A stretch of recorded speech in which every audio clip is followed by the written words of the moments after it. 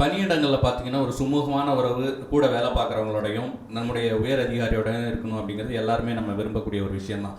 ஆனால் என்ன பண்ணுவாங்க அப்படின்னா, உயர் அதிகாரிகள் வந்து என்ன பண்ணுவாங்க, ஒரு குழு அரசியலை வந்து மெயின்டைன் பண்ணிக்கிட்டே இருப்பாங்க. அதாவது இப்போ ஒருத்தரை கூப்பிட்டு ஒரு வேலை சொல்கிறாங்கன்னு வச்சுங்களேன், அவங்கள கூப்பிட்டு வேலை சொல்லும்போது என்ன பண்ணுவாங்க அப்படின்னா, வெளியில் இருக்கக்கூடிய இன்னொரு அந்த பணியாளரை பற்றி இவங்க வந்து தலைமை அதிகாரி வந்து இந்த இவர்கிட்ட வந்து தவறாக சொல்லுவாங்க.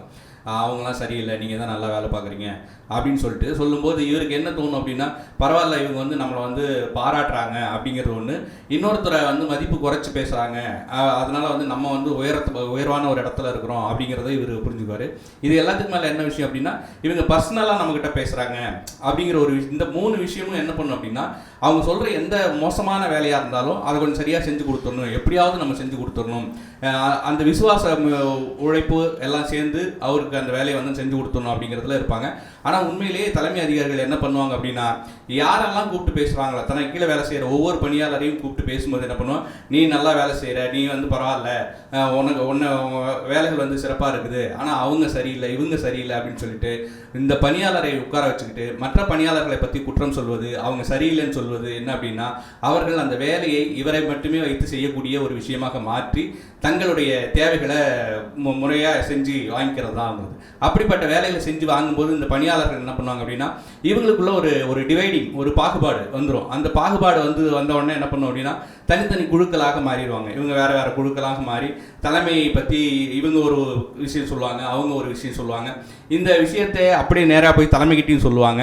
ஆக இது என்ன பண்ணும் அப்படின்னா, அந்த பணியிடச் சூழல்களில் ஒரு சுமூகமான பணியாளர்களுக்குள்ளாக இருக்கக்கூடிய உறவு வந்து சரியாக இல்லாமல் பார்த்துக்கும். இதைத்தான் நிறைய உயர் அதிகாரிகள் தலைமையில் ஒரு நிறுவனத்திலேயோ அல்லது ஒரு தொழிலையே இருக்கக்கூடிய முதலாளிகளோ அல்லது அதுக்கு மேலே இருக்கக்கூடிய உயர் அதிகாரிகளோ என்ன பண்ணுவாங்க, தொடர்ச்சியாக செஞ்சுட்டு இருப்பாங்க. இதை புரிஞ்சுக்காமல் பணியாளர்கள் என்ன பண்ணுவாங்க, ஒருத்தரை வந்து பின்னால் வந்து நிறைய கிசு பேசுறது, புரணி பேசுறது, இல்லை அவங்கள வந்து குற்றம் சுமத்தி பேசுறது, இந்த மாதிரியான வேலைகள் இருந்துக்கிட்டு தங்களை வந்து நிர்வாகத்துக்கு மிக நெருக்கமானவர்களாகவும் நிர்வாகத்துக்கு பார்த்தோம் அப்படின்னா விசுவாசமானவர்களாகவும் காட்டிக்கிட்டு ஒவ்வொரு வேலையாக செஞ்சு கொடுத்துட்டு இருப்பாங்க. இதனால் பாதிக்கப்படுறது யாருன்னு பார்த்தீங்கன்னா, எல்லா பணியாளர்களுமே பாதிக்கப்படுவாங்க, சக பணியாளர்கள் எல்லாருமே பாதிக்கப்படுவாங்க. ஆனால் தலைமை அதற்குரிய வேலைகளை மிகச்சரியாக அவங்க தேவைகளை தீர்த்துக்கிட்டே போயிட்டு இருப்பாங்க. அவங்களுக்கு என்ன வேணுமோ அதை அவங்கக்கிட்ட கேட்டு வாங்கி செஞ்சுக்கிட்டே போயிட்டு இருப்பாங்க. இதையெல்லாம் புரிஞ்சு ஒரு பணியிடத்தில் வேலை செய்யணும் அப்படின்னா, நாம் தலைமை அதிகாரிகளோடு முதலாளிகளோடு அணுகாது அகலாது அப்படின்னு சொல்லுவாங்க. அதாவது நெருப்புக்கு பக்கத்தில் போய் ரொம்ப கிட்ட போய் நெருப்பு கிட்ட உட்காந்துடக்கூடாது, நெருப்பு நம்மளை சுற்றும், அது ஒரு விஷயம். நெருப்பை விட்டு வெளியில் வந்துட்டோம் அப்படின்னா குளிர் நம்மளை வாட்டும். இந்த பொருத்தப்பாட்டோட இந்த விஷயத்துக்கு ஏற்ப என்ன பண்ணணும் அப்படின்னா, அகலாது அணுகாது அப்படின்னு சொல்லுவாங்க.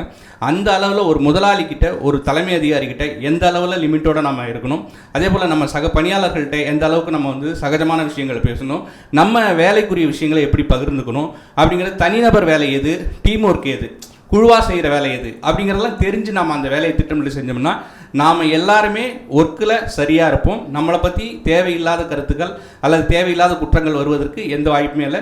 தலைமைக்கு எப்போவுமே வந்து நாம் வேலையை சரியாக முடிச்சு கொடுத்துருவாங்க அப்படிங்கிற அளவில் இருப்பாங்க.